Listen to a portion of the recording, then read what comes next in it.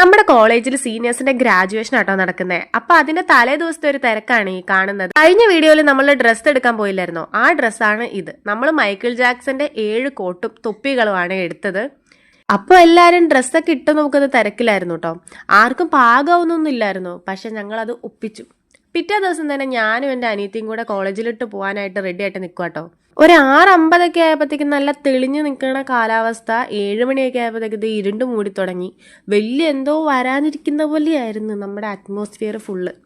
പിന്നെ ഞാൻ അവിടെ എത്തിക്കഴിഞ്ഞപ്പോഴത്തേക്കും ഞാൻ വെൽക്കം ഡാൻസിനുണ്ടായിരുന്നു. അതുകൊണ്ട് എനിക്ക് ഈ മേളിൽ നിന്നിട്ട് ജനലിൽ കൂടെയാണ് ഗ്രാജുവേറ്റ്സ് വരുന്നതൊക്കെ കാണാൻ പറ്റിയത്.